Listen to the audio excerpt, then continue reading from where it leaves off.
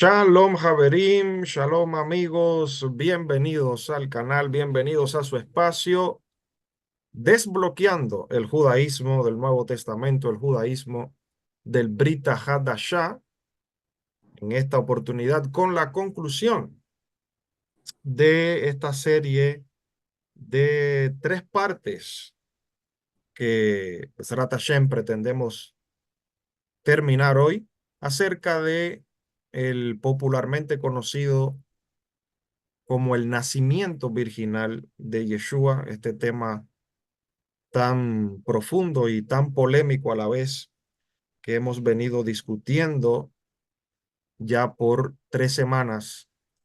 Y, por supuesto, seguimos en la compañía de nuestro estimado hermano, amigo, compañero, More Elitzur. Shalom, Aji, Manishma. Shalom, Jaim, Brujim Abaim. Gracias por tenerme, Rabiuel, y a todos que están compartiendo con nosotros. Alegre concluir este estudio.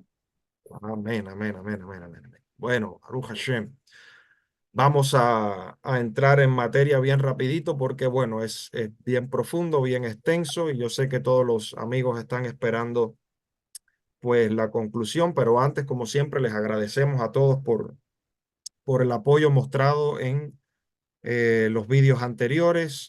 Por favor, continúen apoyándonos así, con sus likes son muy, muy importantes para nosotros, pues nos ayuda muchísimo a que el algoritmo de YouTube pues permita que muchas personas tengan acceso a esta información. Si alguno de ustedes no se ha suscrito, pues por favor considere hacerlo para que activando allí la campanita de las notificaciones, pues no se pierda ninguno de nuestros vídeos.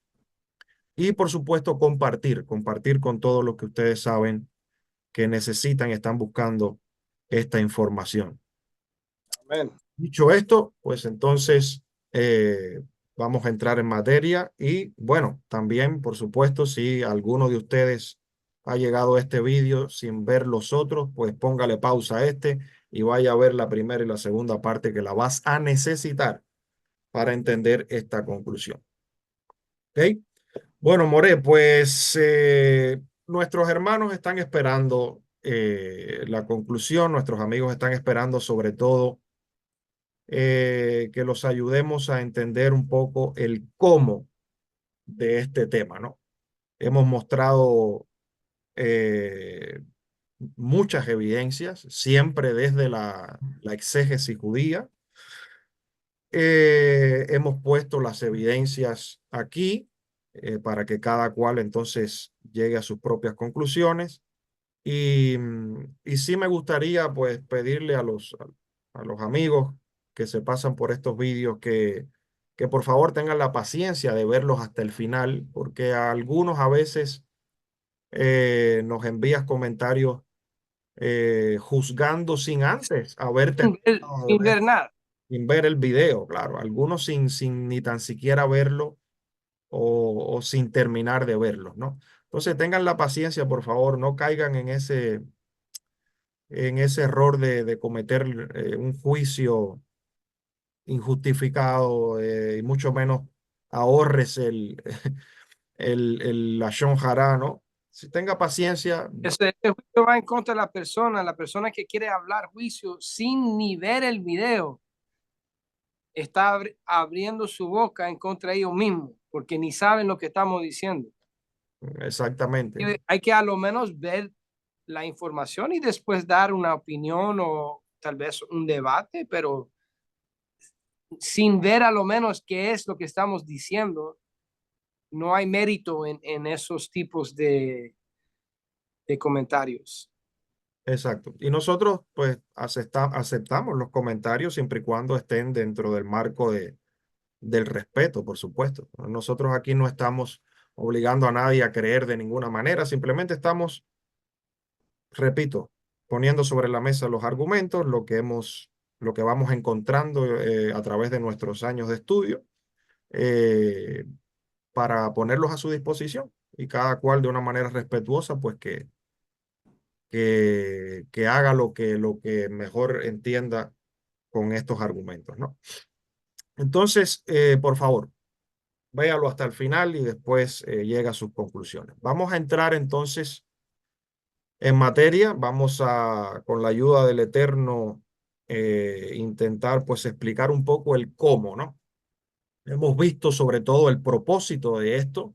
Lo vamos a seguir viendo aquí en esta conclusión.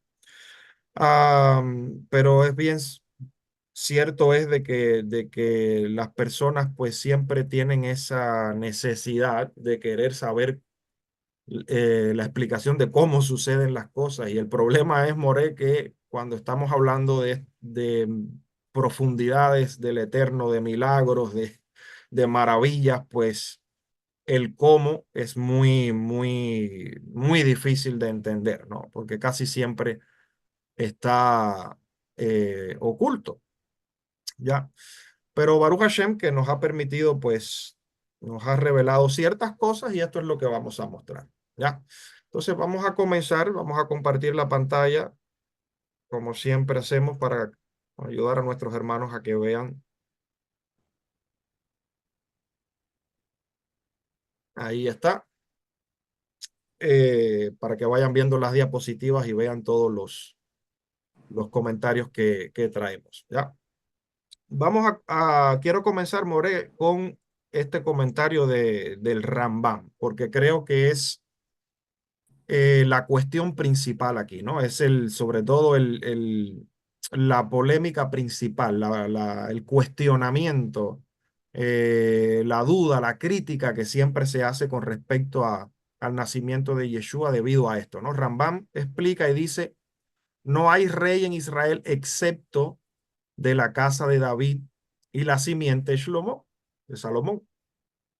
Y cualquiera que desafía a esta familia niega a Dios y las palabras de su profeta. O sea, ¿qué quiere decir esto? Que Mashiach tiene que venir del linaje físico de la casa de David, ¿no? Entonces, esta es la cuestión. Si Yeshua nació de una virgen, entonces, ¿cómo es que él puede llegar a ser de la simiente de David? ¿Ya? Este argumento presupone que si Yeshua nació de una concepción virginal, porque este es el tema, no tanto el nacimiento, sino la forma en que es concebido, ¿no? Si él nació de una concepción virginal, entonces no tiene padre terrenal, ¿ya?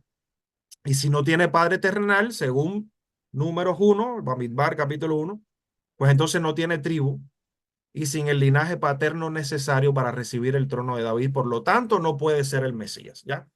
Esta es la cuestión. La cual nosotros estamos de acuerdo, ¿sí o no? Es correcto, tiene que venir del Sí, linaje de David. y también yo diré, podemos responder que en el pacto renovado da más peso, como en el Torah Shebiktav, en la Torah escrita, da más peso al linaje paternal, como fue originalmente. Obviamente eso cambió la importancia de la mujer. No lo encontramos hasta en los días de Anshe Knesset HaGedolah, es decir, en los días de Ezra, Nehemia.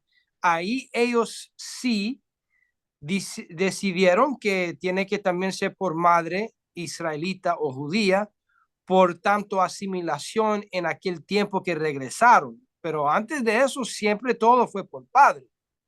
Y sabemos que hay muchos prosélitos que entraron al judaísmo, que es algo bueno, no es algo malo como las teorías en el internet, es algo que Hashem quiere añadir a todo el mundo a su pueblo, pero el problema es que cuando empezaron a imponer por también influencia greco-romano, porque la ley romana fue de madre, porque en aquellos tiempos mucho guerra, violación y solamente sabían quién era hijo por la madre, Yeah.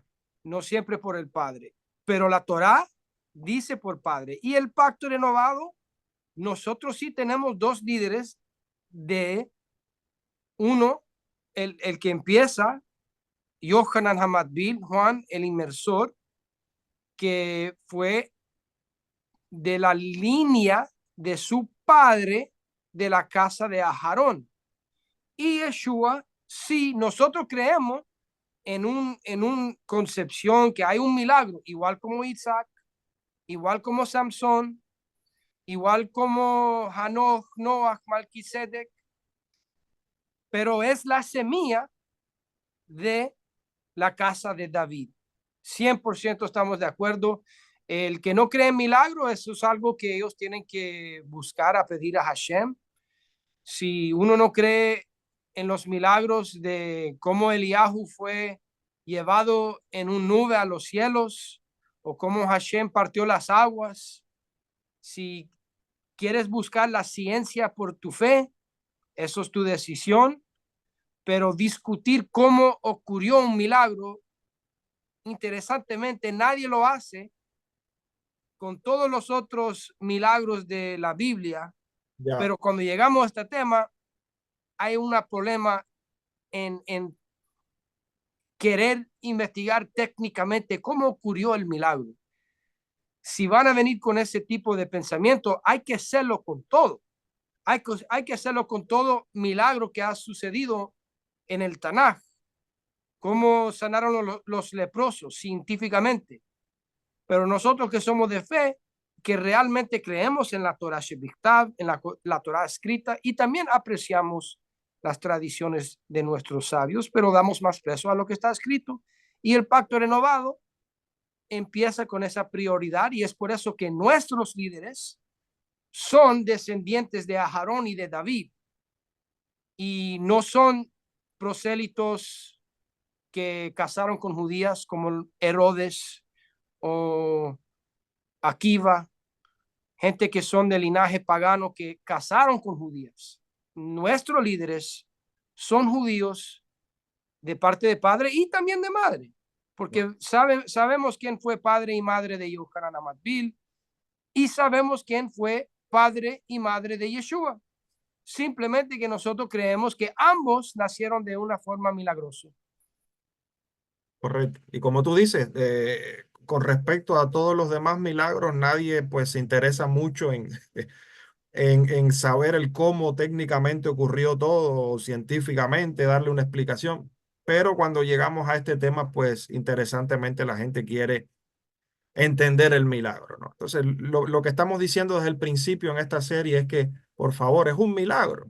Y como milagro, pues es muy difícil que lleguemos a entender exactamente 100% el cómo de todo, ¿no?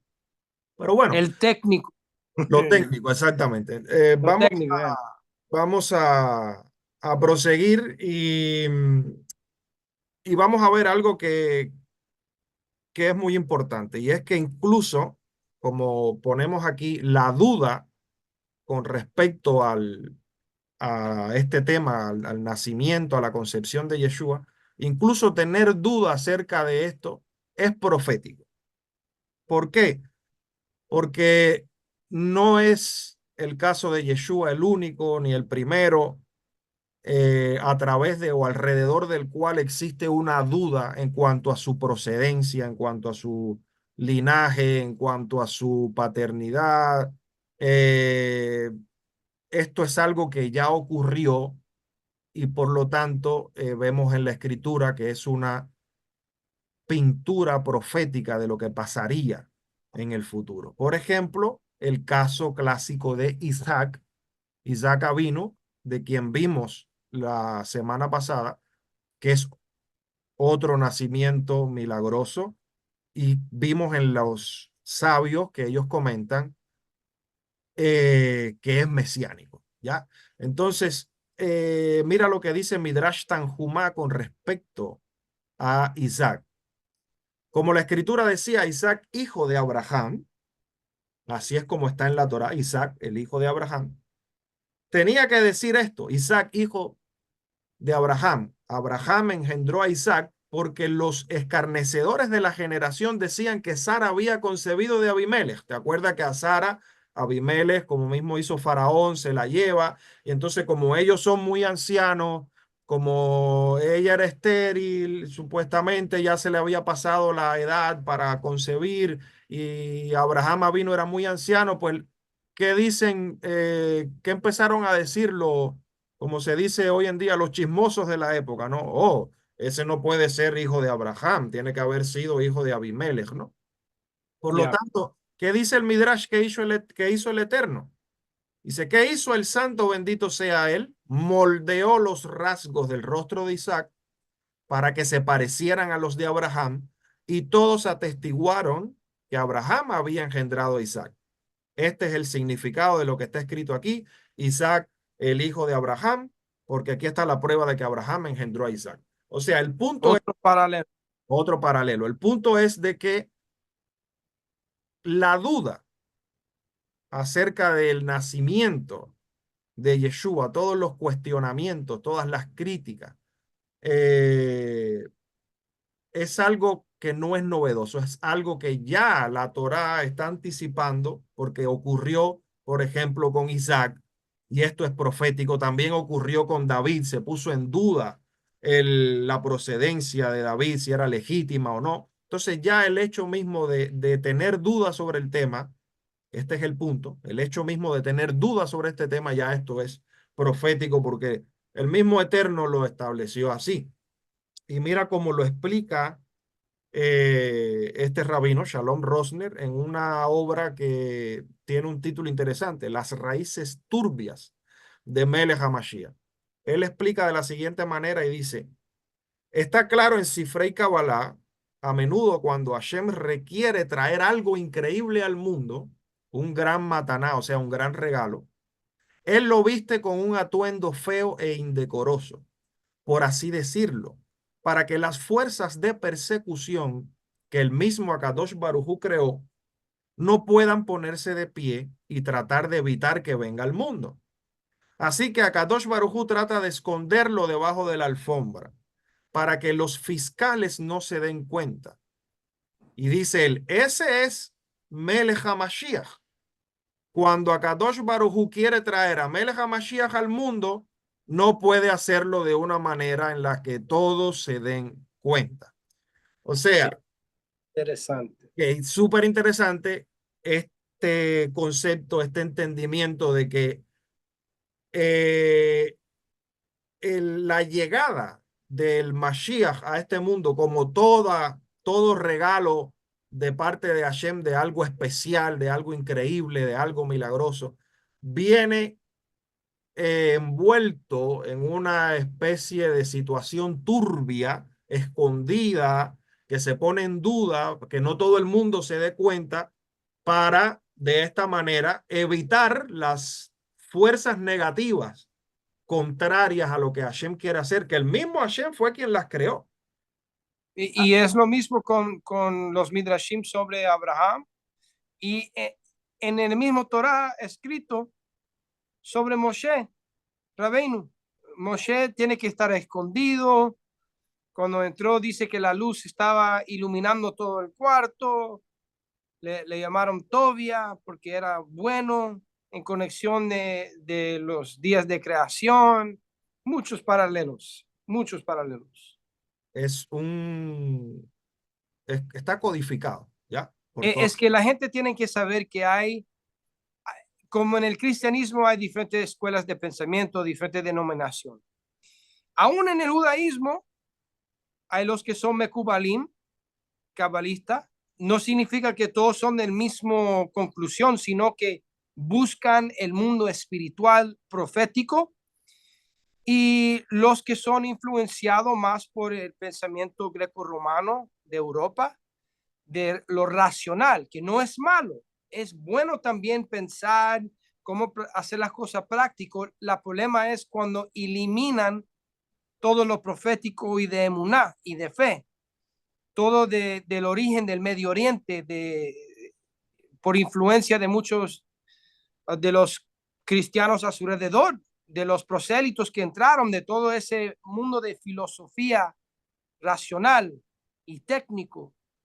Eso afecta como vean las cosas. Pero si veamos, el judaísmo antiguo tenía los dos, tenía lo técnico, tenía ese mundo de querer ver la cosa racional, pero no era más importante de fe. Si leemos aún el Talmud, Ni tenemos que hablar del Zohar. En el Talmud habla de cosas milagrosas, habla de situaciones que para nosotros sería supernatural, porque ellos son personas de fe, personas de emuná. Esa mentalidad de religión, no de ver la cosa técnicamente, como dice Rav Shaul, la letra mata, pero el espíritu de la Torah da vida. Entonces, es decir, si uno quiere ver la cosa solamente por el aspecto técnico, no hay vida en eso. Ajá. Entonces, lo primero que creo que debemos, una vez entendido esto, lo primero que debemos resolver, ya, a ver qué te parece, es el famoso tema de la Virgen. La discusión entre las dos famosas palabras, Alma, Betulá, es una joven simplemente o además de ser joven es virgen. Y todo parte de aquí, de la famosa profecía en Isaías capítulo 7, verso 14. Aquí la virgen, así la traducen en español, pero en hebreo es Alma. Concebirá y dará a luz un hijo y llamará su nombre Immanuel. Entonces aquí está la primera disyuntiva, ¿no? Que tenemos que tratar de resolver. ¿Ok? Mira cómo lo explica nuestro hermano Moré Ben Barton en su obra El misterio de la Mem, que por cierto se me había olvidado recordarle a nuestros hermanos y a nuestros amigos que aquí en la descripción del vídeo vamos a poner todos los links para que tengan acceso a todas estas herramientas y puedan ellos pues con calma en sus hogares pues estudiar directamente de todas estas fuentes, ¿no? Él dice así, gran parte del debate se centra en la palabra alma, que se traduce en las Biblias cristianas como virgen y en las Biblias judías como mujer joven. La palabra significa simplemente, desde el hebreo, mujer joven, sin indicación de su estado virginal o no virginal. O sea, un alma es una muchacha joven y no necesariamente tiene que ser virgen, ¿ya? Desde el hebreo, ¿ok? Ahora, si alguien quisiera transmitir la palabra virgen en hebreo, usaría la palabra betulá. Entonces él dice, para muchos ese sería el final de la discusión. ¿Ok? Sin embargo, no es ajeno al judaísmo interpretar la palabra alma como una descripción de alguien que es virgen. ¿Ok? Aquí es donde creo que está el detalle. O sea, muchos usan esto.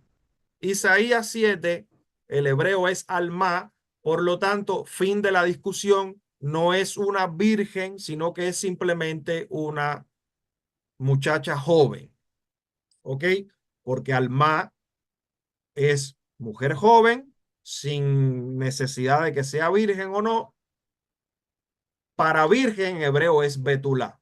Ya, este sería el fin de la discusión, pero no todo es tan sencillo, tan simple en la Torá, así de esta manera. Siempre hay más.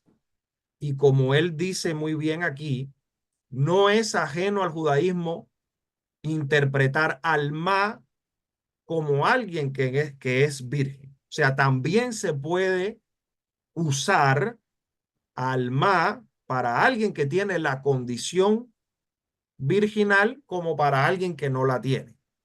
¿Ya? Y esto es lo que vamos a mostrar. ¿Ok? Para que veamos que no todo es contradictorio y no todo es tan simple y tan sencillo. También el judaísmo usa, y en la Torá vamos a ver que la palabra alma puede, este es el punto, puede estar asociada también a una virgen. ¿Ok? Entonces partimos de aquí, Cantar de los Cantares 1:3, que dice: tus aceites tienen una fragancia agradable, tu nombre es aceite derramado. Por eso las doncellas, plural de Alma, Alamot, te aman. Y Mira lo que interesantemente Rashi comenta de este versículo. Dice que estas alamot, estas doncellas o estas jóvenes son vírgenes, ya que el texto lo compara con una joven cuyo amado le tiene cariño y según la alegoría las doncellas son las naciones. Interesante. El mismo Rashi, que es Peshat, que es literal, ¿ya? Está diciendo, aquí estas doncellas, aunque se usa la palabra alamot, plural de alma, son vírgenes. Entonces, en otras palabras, alma no es literalmente la palabra por virgen, pero se puede implicar virgen dependiendo al contexto. Correcto, Entonces, lo puedes argumentar, está bien, pero si el contexto queda bien, también puedes argumentar por el otro lado, como ha hecho Rashi aquí. correcto. Entonces, vamos a ver a continuación la importancia de el idioma hebreo, porque existe algo que se llama nivel de interpretación, remes, pistas que hay en el texto, códigos que hay en el texto hebreo que nos ayudan, siguiendo esas pistas, a encontrar respuestas y hacer conexiones. Este es el hebreo de, recuerden, Isaías 7:14, la alma, la virgen, como tradujeron, concebirá. Este es el hebreo. No dice solamente alma, sino que dice ha alma, con la G delante, por eso la puse aquí en rojito. ¿Yo? O sea, no es una joven o una doncella cualquiera, es la joven. Y los sabios explican y dicen, no es cualquier joven, es alguien especial, es alguien específico. Y ahí vienen discusiones, hay alguien que dice, no, era la esposa de Isaías, otros hablan del rey Acaz, hay muchas interpretaciones. Pero el punto es de que si el hebreo de la Torá, aquí en Isaías, de la escritura, viene con esa hey delante de Alma, según la exégesis judía, esto está llamándonos la atención de una joven especial, específica, no cualquiera, no cualquier joven, ¿ya? Por lo tanto, ¿qué es lo que tenemos que hacer? ¿Qué es lo que se hace? ¿Cuál es la manera judía de estudiar en este nivel? Pues tenemos que buscar en qué otro lugar en la Torá pueda aparecer esta palabra de esta forma, alma, ¿ya? ¿Qué será Shabbat? Similitud de expresiones. Si una palabra o una expresión está en un lugar en la escritura y la encontramos en otro lugar que dice la ley exegética, pues esos dos textos están conectados. Entonces, vamos a buscar dónde más en la escritura, en la Torá, se encuentra esta palabra de esta forma, alma, o en español, en castellano, la joven. Muy interesantemente, solo aparece en dos lugares, aparte de este de Isaías. Y el primero es en Bereshit, Génesis capítulo 24, cuando Eliezer, el siervo de Abraham Avinu, se va en ese viaje en busca de la esposa para Isaac. Y estas son las palabras de Eliezer en la Torá. Dice, llegué hoy al manantial y dije, Hashem, el Elohim de mi señor Abraham, si ahora prosperas mi camino por el que voy, he aquí yo estoy parado junto a este manantial de agua. ¿Se acuerdan de la primera parte de nuestra serie hablando del Amén y del misterio del agua?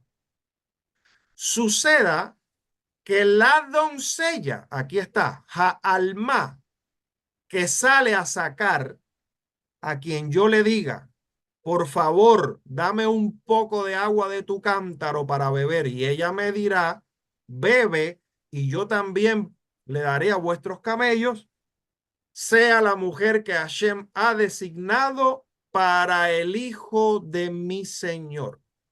No sé, More, pero a mí me parece bien clara las pistas en el texto, los códigos aquí Conectado con Isaac, que pone- también nació por milagro, que vimos la semana que fue pasada. cordero.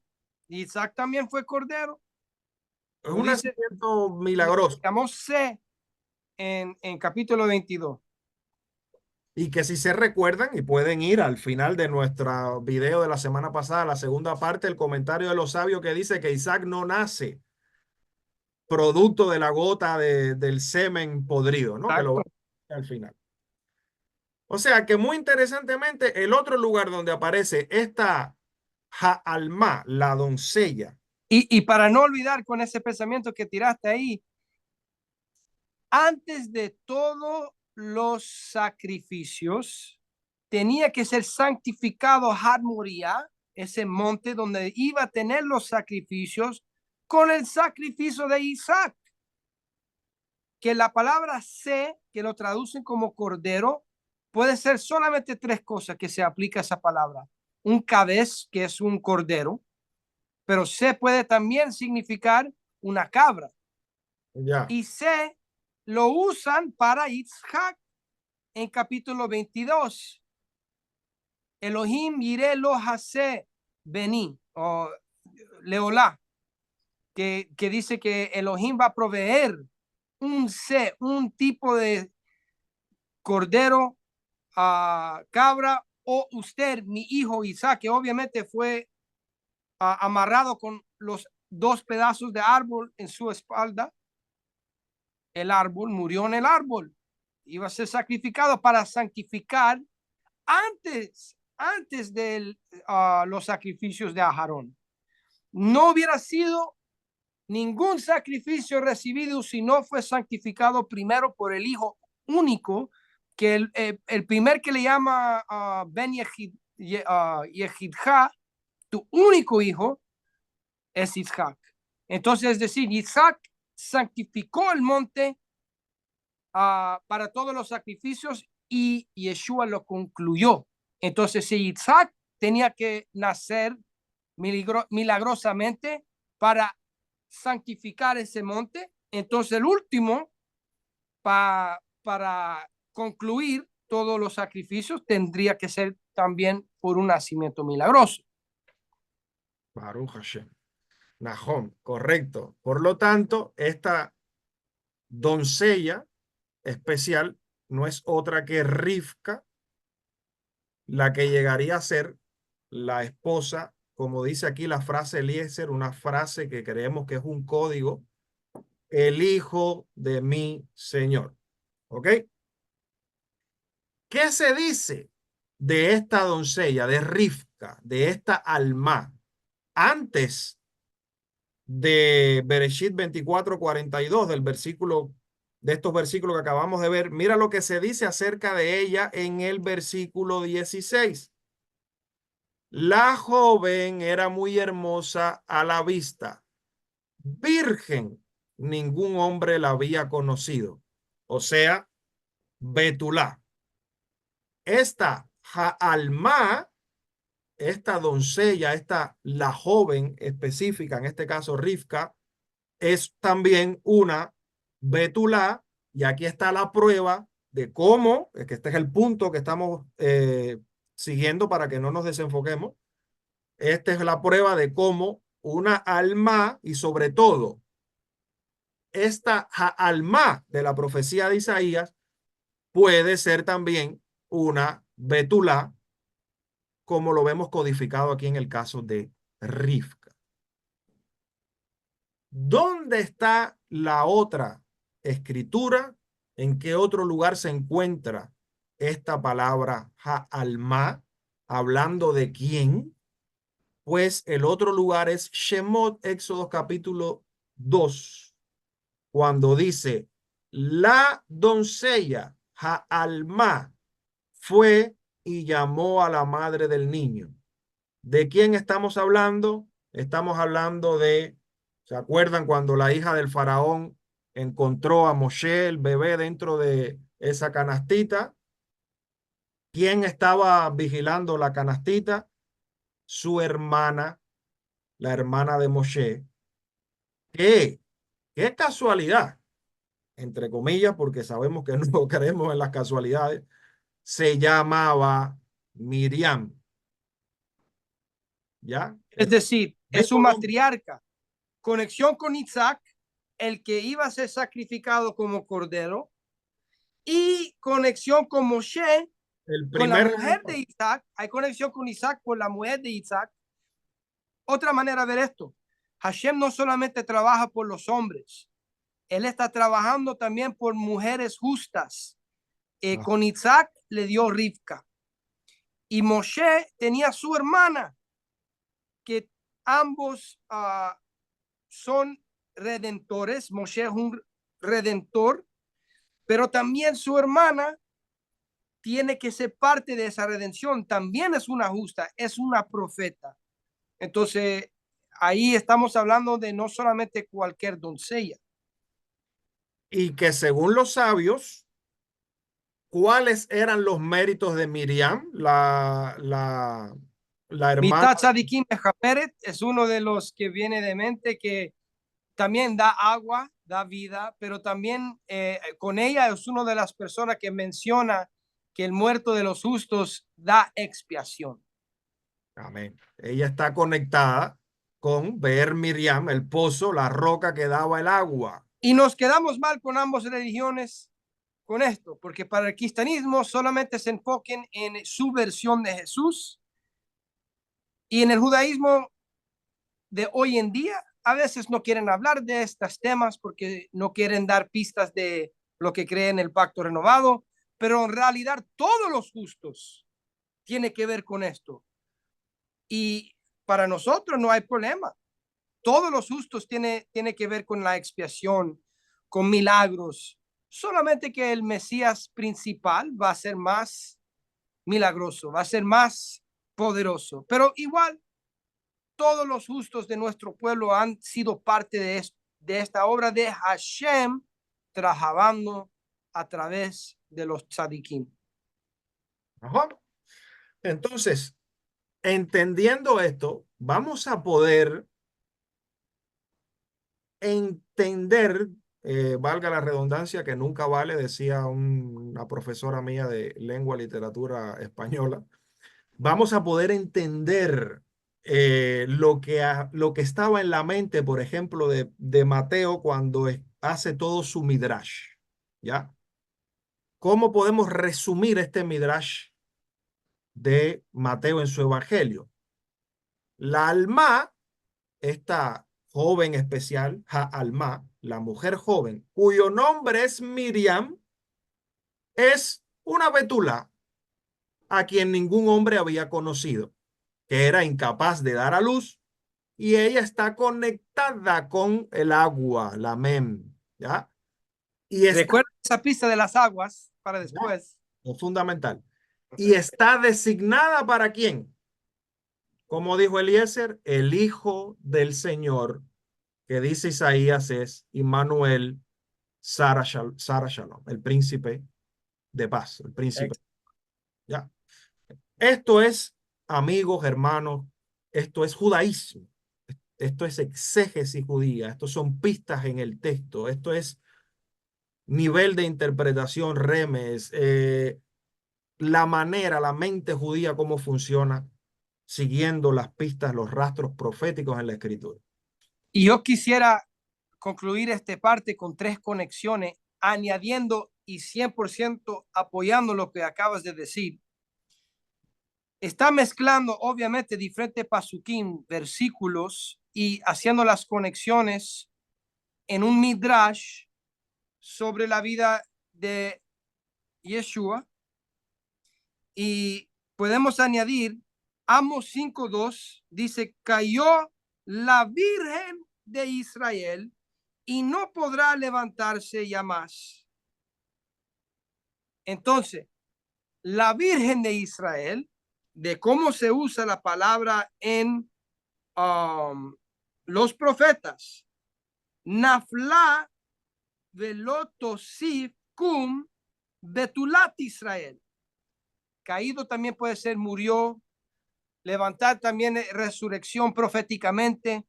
Sabemos que Isaías 7-9 está hablando de la desconexión de Efraín, los pecadores de Israel. Entonces aquí lo llama virgen, pero ya, ¿qué dicen Amos 9:11? En aquel día yo levantaré el tabernáculo caído de David. Bayomau Akim Etsukat David Hanofelet, mismo idioma, y no por coincidencia, en los rollos del Mar Muerto, en los Midrashim y obviamente en Hechos 15, Jacobo Hatzadik, el hermano de Yeshua, otro hijo de Yosef de la casa de David, aplicó esto en las obras de Mashiach, que no solamente rectifica esa descendencia asimilado de los pecadores de Israel que se volvieron helenistas y samaritanos, sino que también a través de esa restauración los gentiles pueden entrar a los pactos. Regresando a nuestro punto de cuál es el propósito de un nacimiento milagroso. Y aquí, en ambos lugares, está hablando de un virgen de Israel, pero de una forma profética. No está diciendo que Israel, como una mujer, no tuvo relación con su esposo. Tienes que poner tu mente en también pensar en la forma que está hablando los profetas de Israel. Ajá. Y es por eso, ahora entendiendo que la Virgen también es un paralelo al pueblo, es decir, la madre de Mashiach, como estas mujeres justas, alejen a Shalom, estas matriarcas de bendita memoria, son importantes. Y es por eso que la restauración de esta mujer de Israel es el punto del milagro. La restauración de los pecadores de Israel que se cayeron, se desviaron. Este milagro de nacimiento, va a dar restauración a todos los descendientes de Israel, la semilla de Israel. ¿Qué es Zera Israel? Eso es el término bíblico por los Anusim. Ya. Zera Israel, que ¿dónde se encuentra? Jeremías 31. Pero antes, mira, voy a leer 3 versículos. Ya, Jeremías 31, sabemos que esto es el pacto renovado. Ya. En versículo 6 dice, porque habrá día en que clamarán los Netzarim, los nazarenos en el monte de Efraín. Estos son los Netzarim, eran en una forma, antes de ser restaurado, puede ser Netzurim, los cautivos, los prisioneros de Efraín, los prisioneros en el monte de Efraín, es decir, se desviaron, los pecadores, los helenistas, los asimilados, los samaritanos, los que se desviaron del judaísmo. Subamos, es levantar, resurrectar, a Sion, regresar al monte de Jerusalén. Sionismo bíblico. A Hashem nuestro Dios. Y después, ¿qué dice? Versículo 15. Dice, así ha dicho Hashem, voz fue oída en Ramá, llanto y lloro amargo Raquel, que lamenta por sus hijos y que no quiso ser consolada acerca de sus hijos. Esto está hablando también de dónde iba a nacer el Mesías. ¿Recuerda dónde murió Rachel? Cerca, en camino a Beit-Lehem. Todo el punto que estoy llevando es que la forma que damos interpretación acerca de la misma forma del judaísmo no significa que siempre vamos a tener la misma conclusión. Es simplemente para llegar al pensamiento de los profetas en la forma que los apóstoles, los emisarios, los shlichim y los discípulos de Yeshua están usándolo.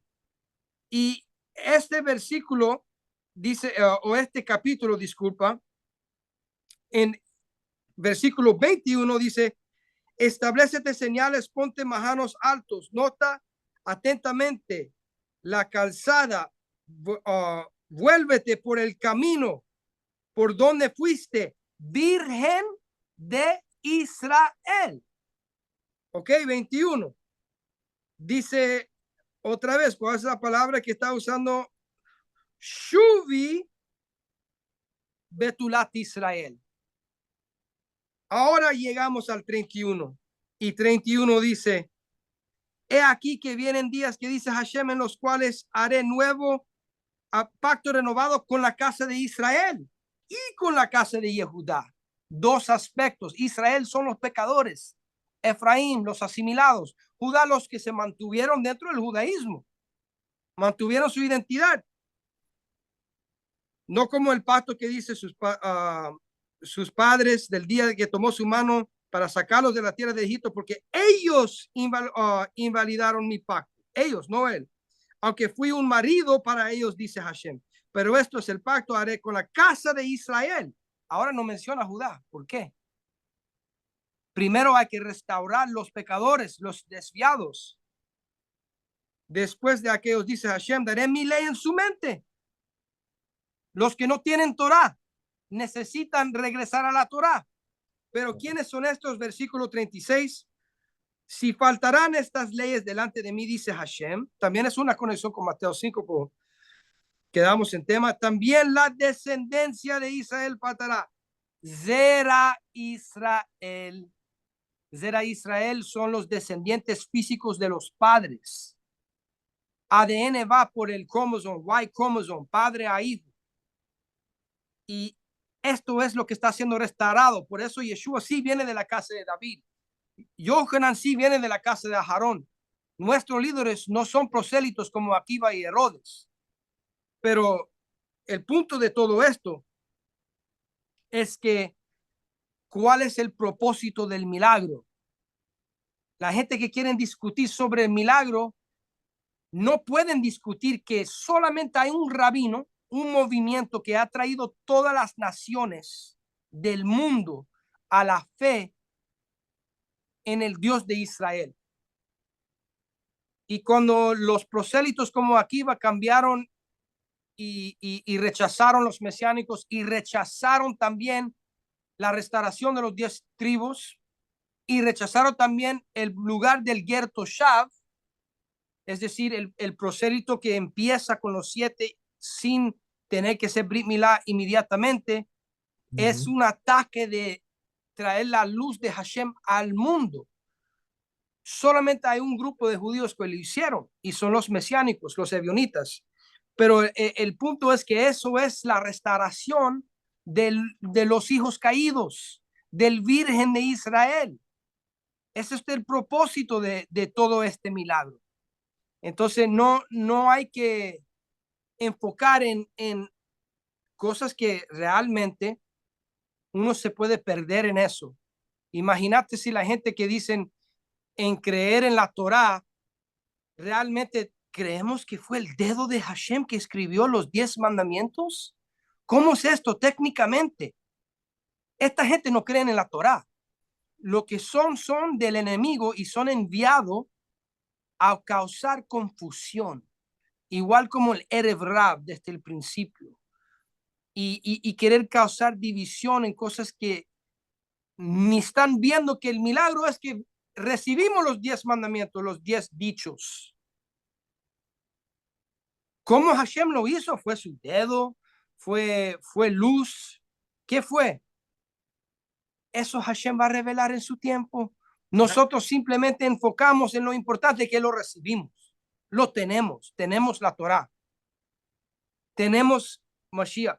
Tenemos la restauración de la descendencia perdida y una multitud de prosélitos.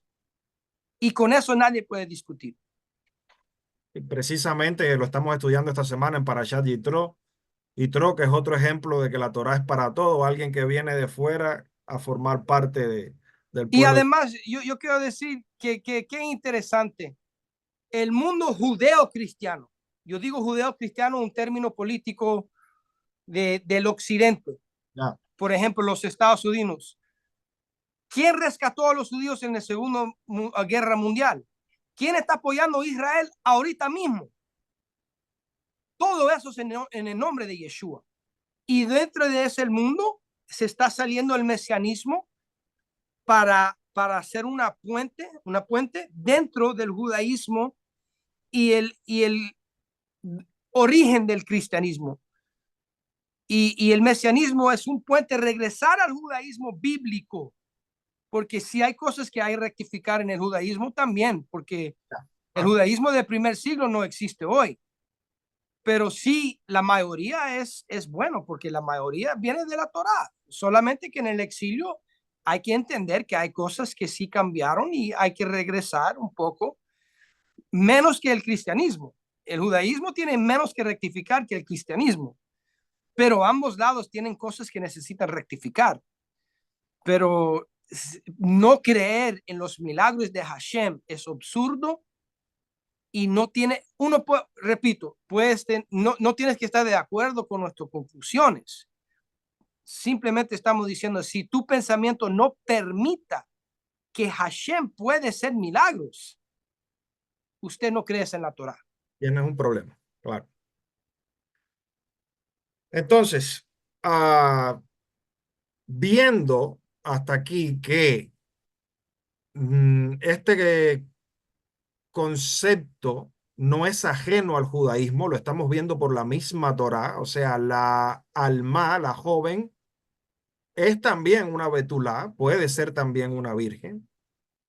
Si a alguien todavía hasta aquí no le es suficiente y, digamos, necesita más judaísmo todavía, entonces vamos a darle más judaísmo, vamos a entrar más profundo entonces en este tema de la Virgen, que es necesario cerrar para poder entonces concluir. Y tú has traído varias citas de los sabios y vamos a comenzar con esta. Por favor, explícanos porque aquí vamos a ver a profundidad judaísmo puro en cuanto a este tema, comenzando con Nidá 8b. Y esto simplemente está dando una explicación de qué significa un virgen, un betulá. No estamos hablando de alma ahorita, estamos hablando de betulá, que es literalmente virgen. Correcto. ¿Quién es la mujer caracterizada como virgen, betulá? Es toda aquella mujer que no ha visto el flujo de la sangre en todos sus días. Los sabios enseñaron, si estaba casada y vio un flujo de sangre debido a su matrimonio, o si dio a luz y vio sangre debido al parto, todavía la llamó virgen en ciertos contextos. La razón es que cuando dijeron virgen aquí, se referían a un virgen de sangre que aún no había visto un flujo y no a una virgen de relaciones maritales. Es decir, el punto de traer esto, que la palabra, aún la palabra virgen, betulá, puede tener diferente contexto y diferente aplicación. El punto es que el contexto va a enseñar qué es la aplicación de la palabra en cada lugar. Correcto. El próximo va a ser más interesante todavía. Correcto, porque como acabas de mostrarnos, es necesario el contexto en el que está utilizada esta palabra para poder sacar conclusiones. Y muy interesantemente, vamos a ver en qué contexto los sabios están utilizando la palabra betulá a continuación. Nahon, exactamente. Los sabios enseñaron, 4 entraron en el huerto, Pardes. Y esto es Hagigá 14 a 15. Y quiero que tienen paciencia, ponen a pensar en esto. Es decir, trataron con los secretos más elevados de la Torá. Y son los siguientes: Ben Azai y Ben Zoma, Ajer, el otro, un nombre para Elisha Ben Abuya. Pero vamos a dejar eso. Quiero decir un pausa. Posiblemente esto es una referencia a Rab Shaul, pero dejamos eso por otro día. Okay. Y Rabbi Akiva. Rabbi Akiva es un prosélito descendiente de Cícera, el kenanita, enemigo de Israel. Rabbi Akiva, el mayor entre ellos, les dijo, cuando al llegar a los mundos superiores, lleguen a piedras del mármol puro, no digan agua, agua, no digan agua, agua. Pon atención a eso. No digan agua. ¿Por qué? Aunque parezcan agua, porque está escrito, el que habla falsedad no será establecido ante mis ojos. Él tiene un problema con la agua. Ya. Ben Azai vislumbró la presencia divina y murió. Ben Azai murió. Y con respeto a él, el versículo dice, preciosa a los ojos del Señor es el muerte de sus piadosos. Ben Zoma vislumbró la presencia divina y fue dañado. Ben Zoma fue dañado.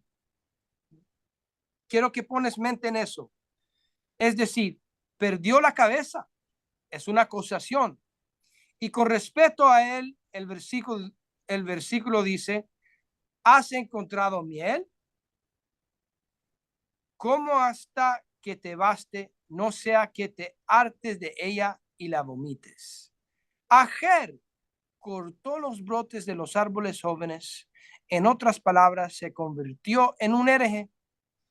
Rabbi Akiva salió a salvo por esta perspectiva, pero recuerda que quién fue que encargado en componer todo esto fue Rabbi Akiva, que él habla bien de sí mismo, aunque fue a Yehuda Hanasí que terminó todo esto, el que empezó todo esto fue Rabbi Akiva. Pero seguimos Entonces, adelante. entonces, según esta narración, estos cuatro sabios entran al Pardés, entran a este nivel de revelación profunda. Cada uno tiene una consecuencia de entrar a ese lugar profundo. Y Pardes recuerda, Rav Shaul habla de esto, que él conoce un hombre, obviamente está hablando de él, si lo lees en griego o arameo, que entró el Pardes y vio cosas que no se puede repetir. Exactamente. Dejamos eso por otro día. Ahí está. Seguimos. Seguimos. Ver el contexto en el que están usando la palabra Betulá y por qué traemos esto. Estamos hablando de nivel profundo de revelación. Ellos están hablando del Pardes, lo más profundo de la Torá, y gente que entra en el Pardes y se desvían del pensamiento de los encargados en aquel día, que son Akiva, un prosélito, y otros como él. Y hay una acusación sobre alguien que dice que lo que hizo fue que se volvió hereje. Exacto, a Benzoma y a Ajer, es decir, la mitad, eso es mucho, la mitad de los que entraron se fueron se desviaron de una manera, por el perspectiva de Akiva. Ok. Por perspectiva de Akiva, él es el único que entró y salió bien. El único que está bien. El único que salió bien fue el descendiente de Cícera, enemigo de Israel. Que al final fue quien condujo al pueblo de Israel en su época al seguir un falso Mesías. Ok. Y fue el que encargó a hacer Birkat Minim, la maldición en contra de los mesiánicos. Pero Correcto. puro coincidencia, ¿verdad? No hay coincidencia. Vamos a seguir. También le preguntaron a Ben Soma, ¿recuerda quién es Ben Soma? ¿Cuál es la halajá sobre una mujer considerada virgen que quedó embarazada? ¿Por qué de un momento están hablando de lo más profundo de la Torá, diciendo que Benzoma y Ajer se desviaron y fueron por otro camino? Y la pregunta que le dan a Benzoma es ¿qué es la halajá sobre una mujer virgen que quedó embarazada? Tenemos que hacer la pregunta, ¿quién es la mujer virgen que salió embarazada? Solamente hay una. En este contexto del primer siglo al segundo siglo, que estaba causando todos estos problemas. Y lo vamos a ver. Porque Pero esta es la época en la que se escribe, se pone por escrito toda esta narrativa de estos y, cuatro entrando al Pardés. Y en Hagigá 14:15 y dice, un sumo sacerdote solo puede casarse con una virgen.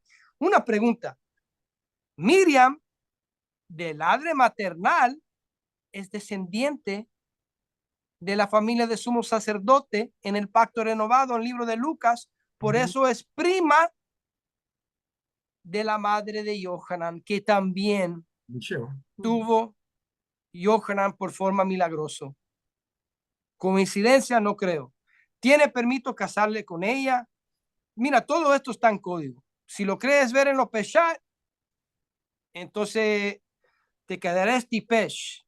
Si uno que solamente en el Peshat, lo sencillo, lo literal, tipesh en mismas letras, es decir, es un tonto. No te estoy llamando tonto, es un dicho de los sabios, pero vamos adelante. Es Nos, entender de que no estamos en lo literal, en lo sencillo, estamos en las profundidades, en los temas profundos de la Torah. exactamente. Nos preocupa que haya concebido en un baño. Rega. Nos preocupa que haya concebido en un baño las aguas que Akiva no quiere ver. ¿Cuál fue el mensaje de Rabbi Yohanan Amadbil y Melech HaMashiach Yeshua Hanetzari? Hay que ir a Inmersión en la mikvah, tevilá, la migbe. inmersión en las aguas. Y adelante, tal vez se lavó en un baño que contiene semen de un hombre del cual quede embarazado mientras permanecía virgen. Para mí es un polémico, están tirando. Pero mientras que están tirando un polémico, están reconociendo verdades. Porque los sabios no están 100% en contra de Yeshua. Es un desarrollo. En el principio, Yeshua era alguien justo para los sabios y lo podemos ver. Hasta Rambam, Rashi, todos reconocen una diferencia del Jesús del cristianismo y el Yeshua evionita verdadero, justo, aunque no lo vean como un Ben David en el sentido del el Mashiach final. Eso sí es claro. Pero no significa que no le vieron como un ungido o un Ben Yosef o un profeta. Simplemente que no están de acuerdo que es el último Mashiach. Déjame hacerte una pregunta, porque no podemos olvidar que en aquella época esto era una problemática bien importante desde el punto de vista político. Hay un peligro con Roma. 100%. Por lo tanto, ¿no crees que hay una posibilidad de que los sabios pues codifiquen estos conceptos a la hora de poner por escrito todas estas interpretaciones? Hayan códigos aquí también para cuidarse de todo el problema con Roma, toda la persecución. 100%. Para mí, toda mi convicción. Y esto no es decir que el judaísmo de hoy en día va a estar de acuerdo conmigo, porque ni un cristiano o ningún judío está de acuerdo con otro cristiano o con otro judío. Siempre hay diferente pensamiento dentro de un grupo. No todos piensan igual. Pero los sabios creían que Yeshua era Ben Yosef. Y lo digo claro, no creían que era Ben David. Yo sí creo que Yeshua regresará como Ben David.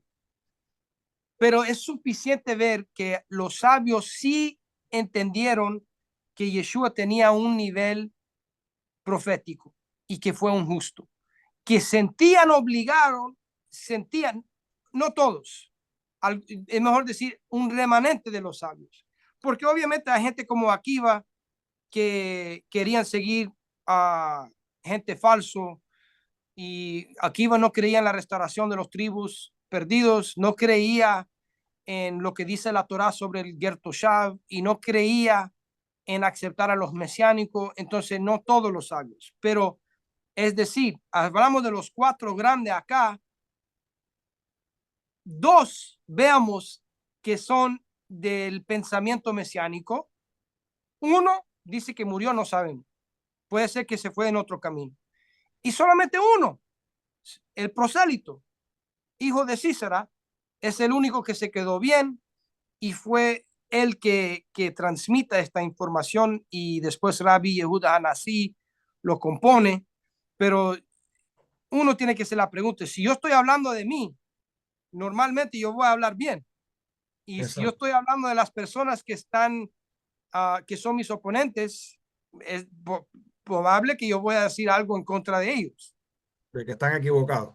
Exacto. Entonces es lo Entonces, que estamos viendo por la óptica, pero aún con la óptica de Akiva, está reconociendo que estas son personas de Torah que entran pardes, que vean lo más profundo. y entonces, ¿por qué se les pregunta a ellos si están errados, si están equivocados, si se volvieron locos? ¿Por qué se les pregunta a ellos la jalajá de la Virgen, que en aquella época estaba dando mucho de qué hablar? El Y, tema de que, y la Virgen que centró las aguas, la inmersión, bautismo, Ajá. en el medio de toda esta charla. Y ¿Por cómo qué? concluye la charla es lo más impactante. Seguimos. Dice, la Gemara afirmó anteriormente que Ajer cortó los árboles jóvenes, convirtiéndose en hereje. Con respeto a él, el versículo dice, no dejes que tu boca haga que tu carne caiga en culpa. La Gemara plantea una pregunta. ¿Qué fue lo que lo llevó a la herejía? Vio al ángel Mitatrón, es decir, el mensajero de rostro, el ángel que no tiene su propio nombre, sino el nombre de Hashem está dentro de él, a quien se le concedió permiso para sentarse y escribir los méritos de Israel. Pausa. Sentarse en la presencia de Hashem. Pon atención. Dijo, existe una tradición que dice que en el mundo de arriba no hay que sentarse, no hay competencia, no hay que darle la espalda a Dios. Es decir, todos se enfrentan a la presencia divina y no hay letargo. Al ver que alguien distinto de Dios, importante, es distinto del Padre, Ya. 100%. Mitatrón es distinto de Dios, pero estaba sentado. Estaba sentado. ¿Qué es lo que fue la razón que los saduceos, no los fariseos, entregaron a Yeshua a los romanos, sus dioses? Porque los saduceos eran fieles a César. Ya. Juan capítulo 19. ¿Y qué fue lo que dijo Yeshua a los saduceos en juicio, donde no estuvo los fariseos, tal vez unos fariseos corruptos como Rab Shaul antes que hizo teshuva, antes que se arrepintió? Yeshua le dijo en su juicio, verás al Hijo del Hombre sentado en la mano derecha del poder. Yeshua sabía lo que decía. Él dijo, mi alma, mi neshama, es el mismo mensajero de rostro. Y es por eso que el saduceo se rompió la ropa y dijo, no tenemos que escuchar más nada. Herejía. Este está diciendo que es mi tatrón, el mensajero de rostro, el que sienta a la mano derecha del poder. Y Yeshua lo dijo a su cara sin miedo, igual como le dijo a Pilotos el romano. Tal vez la Gemara interviene aquí, Dios no lo quiera. Hay dos autoridades. Pausa. Es la acusación, pero si uno lee el pacto renovado, quedándose con Juan, Yeshua dice, el Padre es mayor que yo. Yo no busco mi propia gloria, sino la gloria de aquel que me envió. Entonces es una acusación, pero en defensa de los sabios de aquella generación, ya empezó a paganizar el movimiento por los romanos, que poco a poco estaban conquistando el movimiento mesiánico con sus ideas de idolatría. Pero el pacto renovado, la Trinidad, la doctrina de la Trinidad, hay tres dioses igual en poder. Falso. El pacto renovado dice que el Hijo está sometido al Padre. Aún Shaul lo dice en 1 Corintios 11. Dios está sobre Mashiach y Mashiach está sobre la humanidad y el esposo sobre su esposa, la esposa sobre sus hijos. Kadima. Y dice, sacaron a a Mitatrón de su lugar en el cielo y le golpearon con 60 varas. Es decir, Mitatrón tenía que sufrir. Ya. Le golpearon. ¿Y qué significa? Lo sacaron. Afkuhu es arameo y de ahí sale la palabra afikoman, donde Pesa. viene la tradición de el pedazo de matzah que lo quebramos, lo envolvemos en algo, en un servilleta blanco y le escondemos, Y lo porque escondí. Mashiach está escondido. Y todo esto, en medio de esta charla, pregunta sobre nacimiento de un virgen. No hay coincidencia. Wow. Baruch Hashem. Eh, lo vemos claro, ¿no? Sí, que Hashem ayude a aquellos de nuestros amigos que quizás no lo entiendan, pero creo que está bastante claro todo codificado aquí, hablando de Metatron, hablando de que tenía que sufrir usando esta palabra Ficomam que tiene que ver con pesas. Wow, tremendo. Para mí, no hay coincidencia, pero esto no es algo bien fácil. Tú sabes que nosotros, y lo que estamos poniendo en el estudio, esto solamente resume, hay mucho más. Sí, Si no lo tratamos a condensar, nunca terminamos. exacto. Seguimos entonces para concluir esta parte con Pirkei de Rabí Eliezer. 7 cosas fueron creadas antes de que el mundo fuera creado. Ellas son la Torah, el Gehenón, que es el infierno, el jardín de Edén, el trono de gloria, el templo, es decir, el templo celestial, Ya. el arrepentimiento y el nombre del Mesías. Nombre significa carácter y también significa lugar. Shem, Sham. Podemos decir, es otra vez manera de decir en este contexto la alma del Mesías, porque no estamos hablando del cuerpo físico. ¿De dónde sabemos que el nombre del Mesías era premundano? Porque está dicho, su nombre perdurará para siempre. Antes del sol, Ginón era su nombre. Antes del sol. Ginón, antes de que el mundo hubiera sido creado. Otro versículo dice, pero tú, Belén Efrata, donde decimos eso, Jeremías 31 también, que eres la más pequeña entre las familias de Judá. De ti me saldrá el que será Señor sobre Israel. Y sus linajes pertenecen al pasado, a los días del antaño. Todo esto se dice en el pacto renovado. El pasado, mientras que el mundo aún no había sido creado.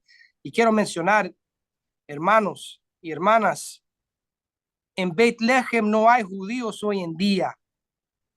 Está en manos de los palestinos, palestinos buenos, cristianos, y también una multitud de musulmanes que desfortunadamente muchos no quieren a Israel ni quieren a los cristianos que están ahí.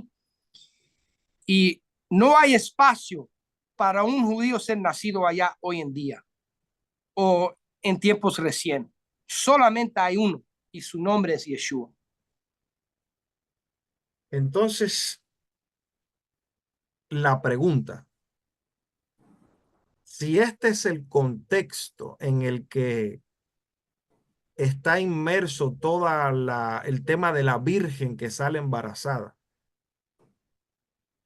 hablando de Metatrón, hablando de que el alma del Mesías ha sido creada antes de la fundación del mundo. La pregunta entonces es, ¿cuál es el problema con el nacimiento milagroso de Yeshua?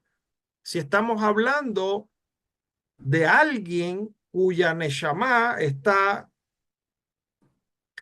creada antes de la creación.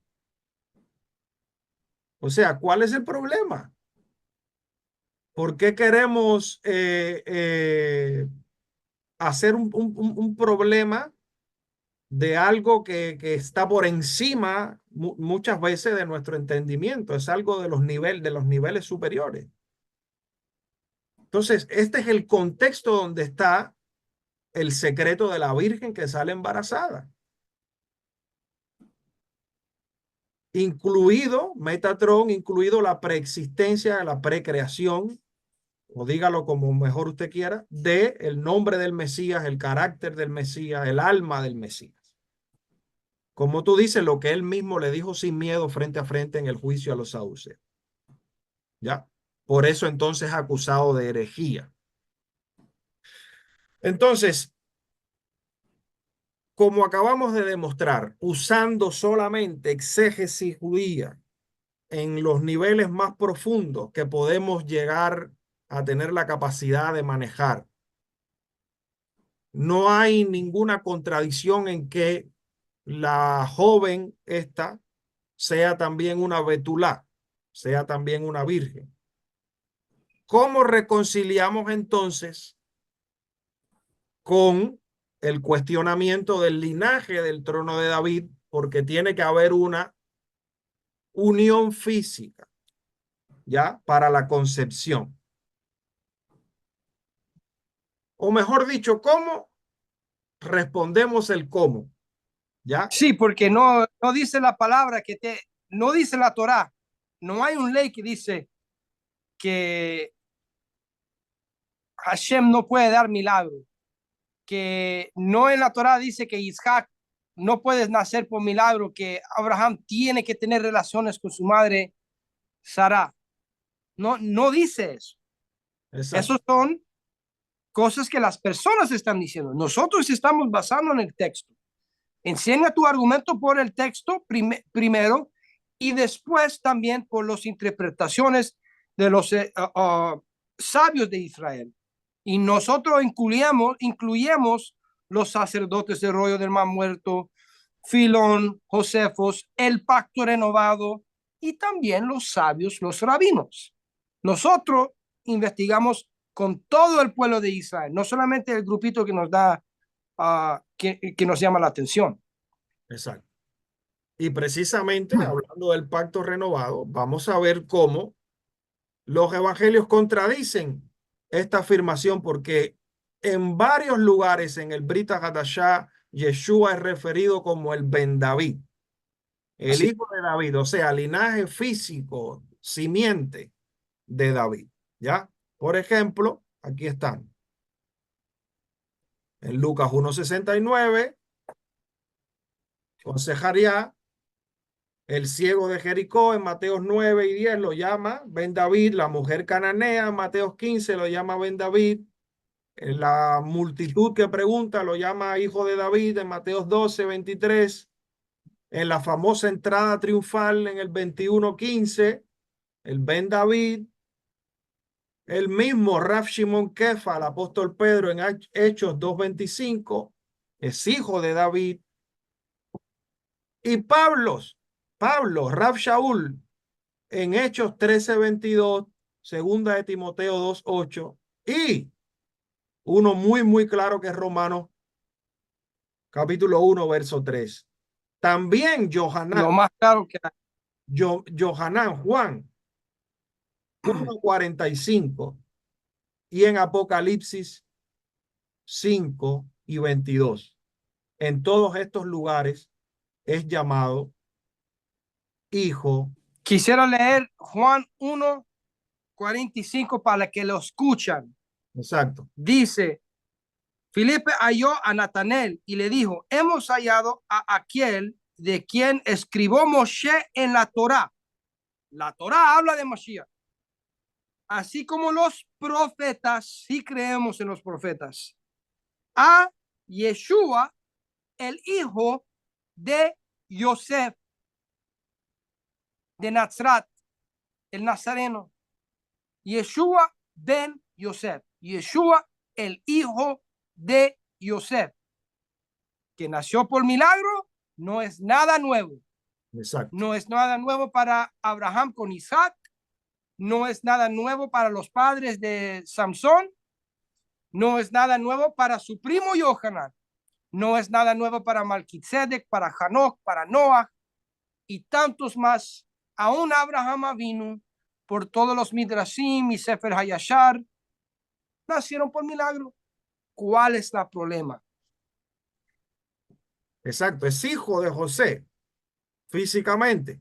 Y Hashem, como dijo desde el principio, en Génesis, cuando habla de Miriam, Pakad Hashem, depositó Hashem dentro el vientre de Sara, depositó la semilla de Abraham, ya, igual como depositó la semilla de Yosef dentro de Miriam, la Kedoshá, la madre de Yeshua. hay que recordar que Abraham y Sara tenían cerca de 100 años. Ya Sara no ovulaba. Abraham era muy anciano, incluso de que era estéril toda su vida. ¿Cómo sale embarazada Sara de Isaac? Milagrosamente, no hay ningún problema con eso. Y sigue No hay siendo ningún problema. engendrado por Abraham, hijo de Abraham, Isaac. ¿Ya? Por eso Juan dice, es hijo de Joseph. ¿Ya? Y Lo dice bien claro acá, Rab Juan lo Shaul, llama hijo de Yosef. hijo de Joseph. Sencillo. Y Rab Shaul lo aclara más todavía diciendo que nació de la simiente, sperma en griego, cera en hebreo, cera de David según la carne. Según la carne. Lo dice Entonces, Rab Shaul y Yohanan, el anciano, los dos que hablan lo más de los atributos divinos de Mashiach, son los mismos que dicen que Yeshua físicamente era descendiente de Yosef y David.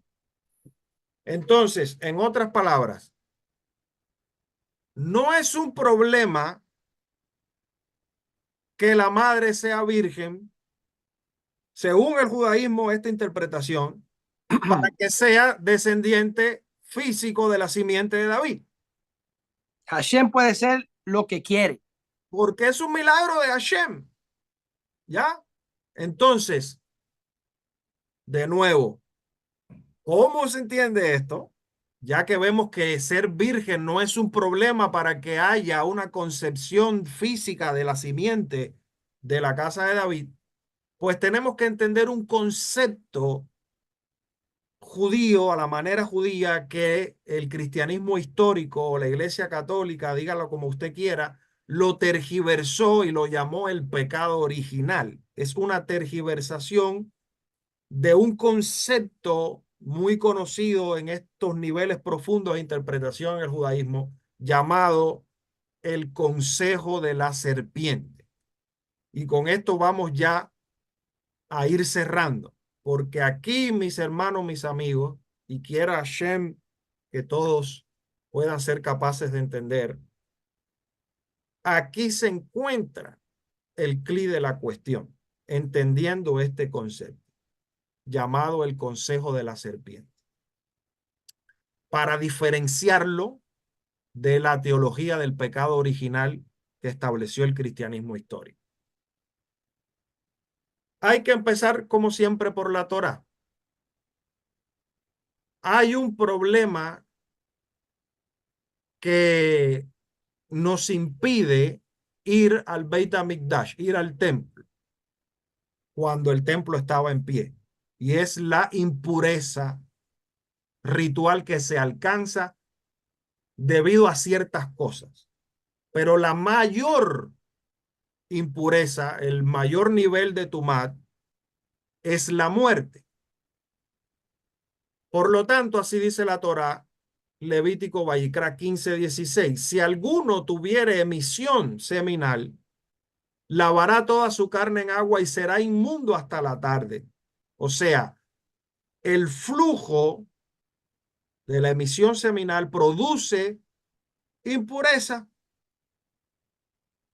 Según la Torá, no puedes ir al templo hasta que no pase el tiempo de tu impureza y ya te purifiques. En el 19, hablando de la mujer, dice que si una mujer tuviera flujo y ese flujo de su carne fuera sangre, también será impureza 7 días y cualquiera que la toque queda inmundo o queda impuro. ¿Por qué? porque hay muerte de óvulo, por eso es el sangramiento de la mujer. Y la muerte trae impureza. Si un hombre se acuesta con una mujer, tienen relaciones y hay emisión seminal, ambos se bañarán en agua y quedarán impuros hasta la tarde. O sea, hay impureza en la relación física cuando se produce la eyaculación. Esto es para personas maduras, por favor. No es pecado, no se malinterprete. Es impureza porque está relacionado con la muerte. ¿Por qué? Porque, por ejemplo, en la mujer, repito, al morir el óvulo, hay muerte, pues se produce la sangre. Y en el hombre, ¿qué es lo que pasa? Que hay millones de espermatozoides que mueren y solo uno es el que logra fecundar, generalmente. Por lo tanto, el acto físico está relacionado con el mayor nivel de impureza que hay, que es la muerte. Y vuelvo a repetir, no significa que esto es un pecado, no significa que una mujer quede embarazada y dé a luz es un pecado. No, señor, no es esto, sino que está relacionado con impureza a través de la muerte de óvulos de espermatozoides. ¿Ya? Por lo tanto, así lo explica de una manera genial, a mi entender, nuestro hermano Ben Barton en su obra El misterio del amén. Si este acto sexual realmente resultó en la concepción de una nueva vida, y si la pérdida de la vida es en última instancia la causa de la tumá, ¿por qué tanto el hombre como la mujer siguen siendo impuros? O sea, ¿por qué si el resultado de la relación física es una nueva vida, por qué hay impureza? Pues porque científicamente el esperma y el líquido seminal son dos cosas separadas, ¿ya? El líquido seminal, que es donde está el problema, es el vehículo para que el esperma, donde vienen los espermatozoides, lleguen al óvulo. Por lo tanto, en promedio, científicamente demostrado, durante el coito, 100 millones de espermatozoides ingresan al útero y solo uno se fusiona al final. O sea que hay muerte de millones de espermatozoides que mueren en el proceso. Y esto nos trae de vuelta al problema que es la muerte.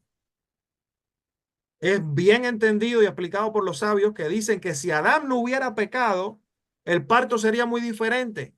La concepción y el nacimiento ocurrirían casi inmediatamente sin dolor.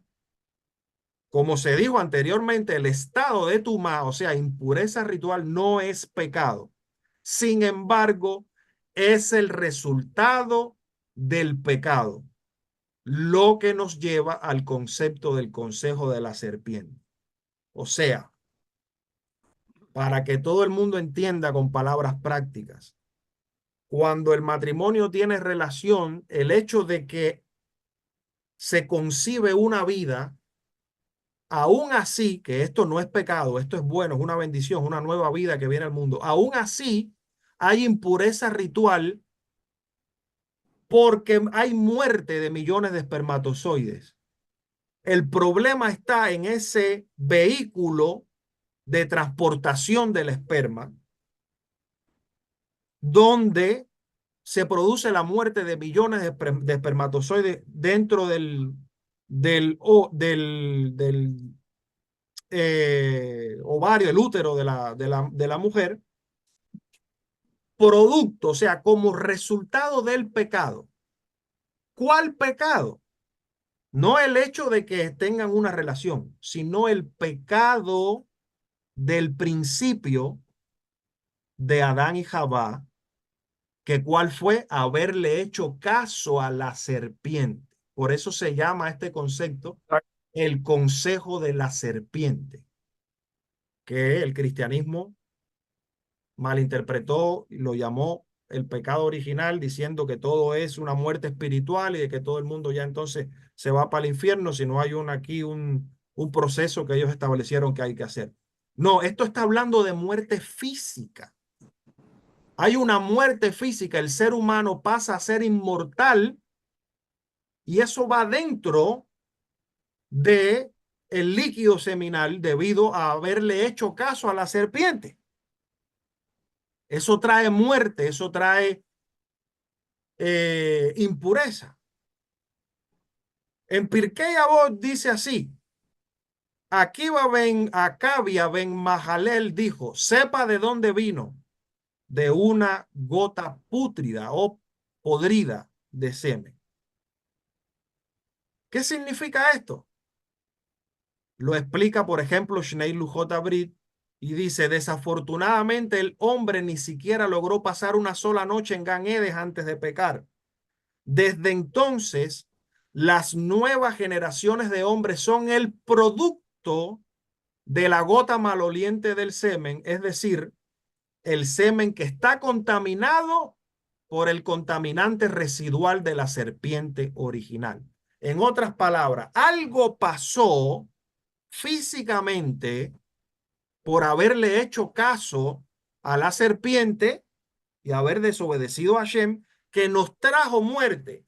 Y eso está dentro de nosotros y eso lo transmitimos cuando se conciben las nuevas vidas en el flujo seminal. O sea, que ahora podemos entender por qué, por ejemplo, David dijo, en pecado me concibió mi madre. David no está hablando de su madre biológica, sino que está hablando de Javá, de Eva. Miren cómo lo explica este comentario. Al Adán llamarla Javá, él aludía al futuro porque habiéndose seducido ella misma por la serpiente, sería recordada para siempre como la madre de todo pecado futuro. En los Salmos 51 y 7, David se describe a sí mismo como concebido en pecado. O sea, no se refiere a su madre biológica, sino a la madre de toda la humanidad, Javá, Eva, recordando a Dios que todos los seres humanos desde entonces han sido concebidos en pecado. ¿Por qué? Porque hay algo que produce muerte debido a hacerle caso a la serpiente que va ahí dentro. No sabemos explicar muy bien cómo es, pero va ahí dentro. Vamos a llamarle un veneno que va ahí dentro de ese flujo seminal que trae muerte, que nos hace mortales. Moisés también de que todos los seres humanos desde entonces han sido concebidos en pecado. También se refiere al fenómeno que este mismo ser humano lleva dentro, este contaminante implantado en Javá, y que en última instancia esto es lo que lo hace propenso a la famosa frase, el que te seducirá. Por lo tanto, hay un problema, hay un veneno, hay un, llámalo virus en el software, hay algo negativo, malo, que viene dentro de nosotros y lo transmitimos en nuestras relaciones en el flujo seminal a la hora de concebir nuevas vidas, producto de haberle hecho caso a lo que la serpiente aconsejó y dijo. Por eso se llama el consejo de la serpiente. Esto produce. Por lo tanto, si una persona muy especial nace en este mundo, alguien que durante toda su vida no peca, según la Torá, es un sadik, un super sadik, que de hecho en la tradición los sabios hablan de que hay al menos 3 o 4 que fueron así, hablando de, por ejemplo, de Benjamín. No, si supuestamente exista alguien que según la Torá no peca, porque es un súper justo, no tiene pecado, aún así, esa persona tiene que morir por el consejo de la serpiente, porque en su concepción se le introduce este mal, este problema que produce muerte. No sé si me sé explicar. No encuentro mejores palabras para explicar esto. ¿Ya? En el caso del Mashiach tiene que ser superior, tiene que ser diferente. Y lo vamos a ver por qué. Por lo tanto, Si hay un problema de impureza debido a la muerte en las relaciones físicas, ¿cuál es la solución para esta impureza? ¿Cuál es la solución que la Torá trae para poder ser limpios de esta impureza que no tenemos cómo deshacernos de ella? Porque viene incluso desde antes de nosotros nacer, o sea, fuimos concebidos así porque eso viene ya internamente, se nos traspasa. ¿Cuál es la solución que da la Torá? La vaca roja. La vaca roja es el procedimiento, la purificación a través de la ceniza, el agua que contiene la ceniza de la vaca roja, que todos, espero, hayamos alguna vez visto que esto es muy mesiánico, ¿no? Es lo único que purifica este tipo de problema, de tumá, de impureza. Es lo único que nos libra. La vaca roja, que es una figura mesiánica, es lo único que nos va a hacer puro de nuevo para poder ir al templo. ¿Ya? Así lo explica el rabino Salmán. Dice, una comprensión más profunda de la vaca roja exige verla no solo como un vehículo para rectificar el estado de impureza, sino como un medio para afectar la fuente misma de la impureza, que es la muerte misma. El propósito de la vaca roja es librar al mundo de la muerte. Y para lograr esto, se debe eliminar la fuente misma de la muerte. Por lo tanto, si el problema es la muerte que viene ya internamente en nosotros, se nos traspasa en el momento de la concepción, porque debido al consejo de la serpiente, eso viene, esa muerte viene en el líquido seminal. Pues la única manera para librarnos de eso es eliminar esa fuente misma de la muerte. ¿Ya? Por lo tanto, Mashiach tiene que ser aquel que es concebido de una manera que no se ve afectado, como nos vemos afectados todos los demás seres humanos en este mundo, por el consejo de la serpiente. No sé si me entiendes. ¿Ya? Mashiach, en el momento de ser concebido, no puede ser afectado por la fuente de la muerte que viene en ese flujo a la hora del acto físico. Por eso es que es un milagro la concepción del Mashiach. Así lo explica Ben Barton en su obra. Una de las funciones del Mesías es destruir la misma muerte. Para destruirla, debe estar libre de ella. Esto significaría que no solo el Mesías tendría que estar sin pecado, sino que tendría que estar libre del consejo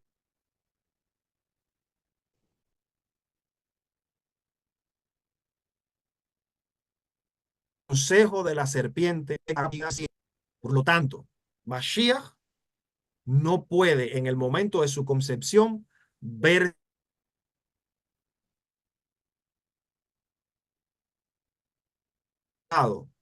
por que éste contiene el consejo de la serpiente.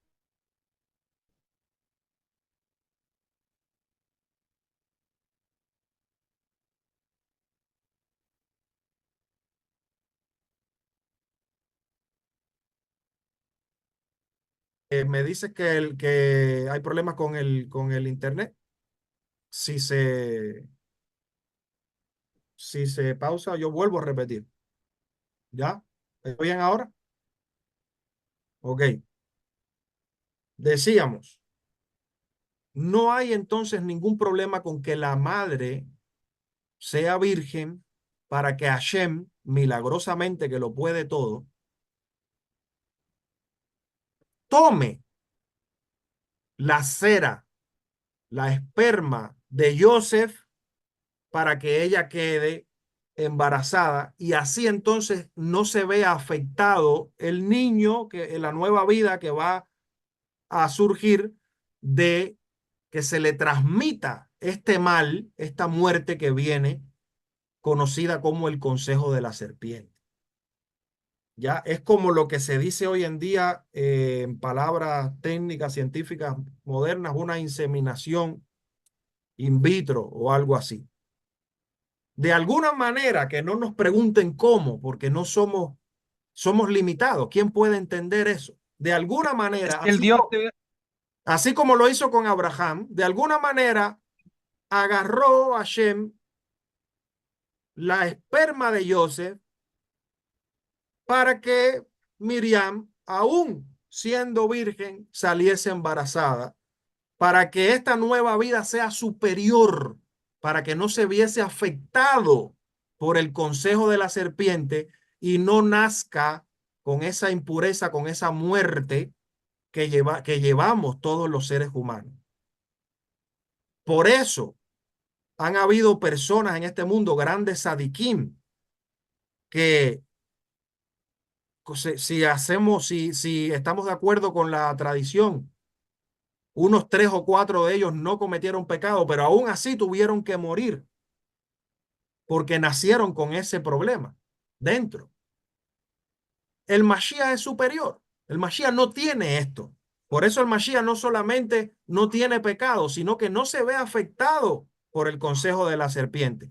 Pero alguien podría decir, Moré, bueno, pero él murió. Ok, él no tiene pecado, pero él murió. Sí, pero no, él no murió como todo el mundo. A él Como dice Daniel, lo murió por matan nosotros. porque él lo matan porque él da su vida voluntariamente. Correcto. Y es diferente. ¿Ya? Mira lo que dice el Zohar. Porque en verdad no hay hombre justo en la tierra que haga el bien y no peque. E incluso los que no tienen pecado y que solo murieron a causa del consejo de la serpiente, dice el Zohar, que se levantarán y serán consejeros del Mesías.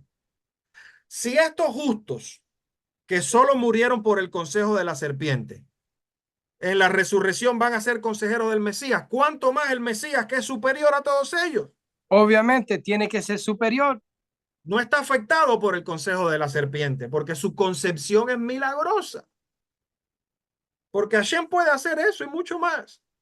O sea, no hay ningún problema con que Miriam sea virgen. No hay ningún problema con que no haya habido un acto físico, porque Hashem puede de alguna manera, que repito, no nos pregunten cómo, solo Hashem sabe, él puede agarrar esa zera de Joseph, de la casa de David, para que entonces cumpla con la alajá de que el Mesías tiene que ser descendiente físico de David, como dicen los evangelios, como dice Raf Shaul, como dice Juan, por todos lados. La gente cree en la ciencia más que en Hashem. Creen que los doctores pueden ser eso, pero Hashem no. Lamentablemente. Entonces, concluyendo, es posible que una concepción virginal a través de una fertilización in vitro milagrosa de un espermatozoide especial pueda evitar la transmisión del consejo de la serpiente. El consejo de la serpiente provoca una pena de muerte física. Esto no es espiritual, como dice la doctrina católica. Muerte física. Los propios pecados causarían una pena de muerte espiritual sin arrepentimiento. Si Yeshua tuviera una pena de muerte que tuviera que pagar por sí mismo, parecería que no podría convertirse en el cambio para toda la humanidad. Sin embargo, siendo el Mashiach al nivel de Adán antes de la caída, antes de que le haga caso a la serpiente, no tenía pena de muerte. Su nacimiento milagroso evitó la transmisión del consejo de la serpiente y su vida sin pecado de completa obediencia a la Torá lo mereció. No conocemos el proceso que usó Hashem para traer al Mashiach al mundo, como estamos diciendo. No nos pregunten cómo. Esto es, vamos a decir, teórico, ¿ya? Pero es lo que más podemos entender, porque el cómo no es lo importante, es el por qué, es el propósito, es la emuná, es tenemos que tener fe, porque Hashem no es físico, Él no tiene frontera, no tiene límite, no tiene cuerpo físico. Si vamos a preguntar cómo, entonces hay que preguntar todo. ¿Cómo descendió sobre el monte de Sinai? ¿Cómo es que mató los primogénitos de los egipcios? ¿Cómo es que hizo el barro, el palo de Moshe, un serpiente? Tienes que hacerlo con todo. Exacto, Y muchos de todos los argumentos que hacen en contra del pacto renovado y en contra de Yeshua son los mismos argumentos que los ateos hacen en contra de la Torá. Entonces me sorprende mucho, o no tanto, cuando gente creyente en el Dios de Israel usan el mismo metodología de los ateos que usan en contra de la Torá, en contra de la fe en Hashem, a Kadosh Baruj Hu, y quieren usar eso en contra del pacto renovado, pero que va lo mismo en contra de toda la escritura. Entonces, realmente ahí es donde sabemos de la motivación de estas personas, que realmente solamente es para causar confusión y falta de fe. exacto. Entonces, si esto es así, ¿de qué fuente obtuvo Hashem el esperma? Pues de Joseph. Es lo que lo explican los evangelios, por eso en la Lo que dice Juan y lo que dice Pablo. lo que dice Pablo, lo que dice Juan, la genealogía de los evangelios es la genealogía de Joseph. ¿Por qué, mis queridos amigos, hermanos? Porque había que evitar el contacto físico. Si la concepción de él hubiese sido como la de todos nosotros, no puede ser ese ser superior que destruye la muerte, porque tendría la muerte en él mismo, que se transmite a través del flujo que se desprende de nosotros cuando tenemos relaciones físicas. Por lo tanto, ¿qué hizo Hashem? A este ser especial lo tengo que librar de ser afectado por ese mal. Por lo tanto, tiene que ser concebido de una manera milagrosa, pero a la misma vez tengo que usar el esperma del Padre para que sea descendencia y linaje físico de David. Y esto va a traer una confusión y va a ser difícil de entender y va a haber mucha duda y mucho debate porque es profético. Porque así mismo, como dicen los sabios, cuando Hashem quiere traer una mataná, un regalo, algo milagroso al mundo, algo tan importante, pues lo trae de esa manera, envuelto en todo un misterio, en una duda, en algo difícil de entender, para que las fuerzas malignas que Hashem mismo creó para que sean contrarias, no impidan que se produzca el plan de Hashem y salga victorioso Hashem. ¿Ya? Es la manera que él tiene en su sabiduría, en su justicia, en su voluntad de hacer las cosas. Es milagroso, es prodigioso, es algo que se nos escapa de la lógica, pero es así como funciona la fe, como funciona la emuná. Lo importante es el propósito, lo importante es saber que gracias a esto hay alguien que pudo vencer la muerte y nosotros podemos tener redención y podemos tener la esperanza de volver y regresar a ser como ese Adán Arishón, como ese hombre antes de hacerle caso a la serpiente que estaba en la constante presencia de Hashem. Y esto es exactamente, para terminar, More, lo que dice el Brit Hadashah en Hebreos 4, porque no tenemos un sumo sacerdote que no pueda compadecerse de nuestras flaquezas, sino uno que fue tentado en todo según nuestra semejanza, Fue tentado en en todo. todo, pero sin pecado. No solamente, Sin caer, sin caer, sin desviar. ¿Qué es pecado? Transgresión de la Torá. Nunca fue en contra de la Torá y nunca enseñó en contra de la Torá. y no solamente eso, sino que como dice Primera de Corintios 15, De hecho, ya que la muerte vino por medio de un hombre, también por medio de un hombre viene la resurrección de los muertos. Así como en Adán todos mueren por haberle hecho caso a la serpiente, también en Mashiach todos volverán a vivir porque Mashiach no fue afectado por el consejo de la serpiente en el momento de su concepción. ¿Y por qué Adán? ¿Acaso Adán nació por un hombre y mujer teniendo relaciones? No. Entonces también Mashiach. Eso es el punto de Rav Shaul. Exacto. Igual como Adán fue creado especial, como dijo en Pesiktar Rabá y todos los Midrashim que mencionamos, también Mashiach fue creado de una forma especial. Él viene de la palabra de Hashem. Y así es. Entonces, mis queridos, hemos llegado al final. Eh, Perdón porque ha sido bastante extenso, pero era necesario y aún así no hemos usado todo. Repetimos, vamos a poner en la descripción todos los enlaces a todas estas herramientas para que ustedes después con calma las puedan estudiar. Les agradecemos muchísimo a todos los que han tenido la paciencia de llegar hasta el final. Que Hashem, Kadosh Baruj Hu, los bendiga, les dé Ruach Jochma, les dé espíritu de sabiduría, les dé discernimiento, les ayude a comprender, pero sobre todo a comprender el propósito de todo esto y a entender que lo más importante es que nos amemos los unos a los otros, de que pongamos a un lado las diferencias que puedan haber. Lo importante es que estemos unidos, que haya y amarás a tu prójimo como a ti mismo, ¿no? Aunque en algunas cosas no pensemos iguales. El mismo More y yo no necesariamente tenemos que, perdón, que creer en todo, ¿verdad?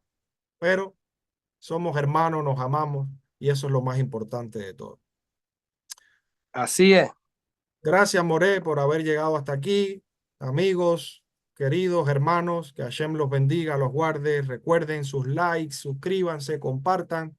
Y aquí estamos para seguir estudiando con la ayuda de Hashem y seguir desbloqueando el judaísmo del Brit Hadashah, devolverle la raíz original a nuestra fe con la ayuda de Hashem.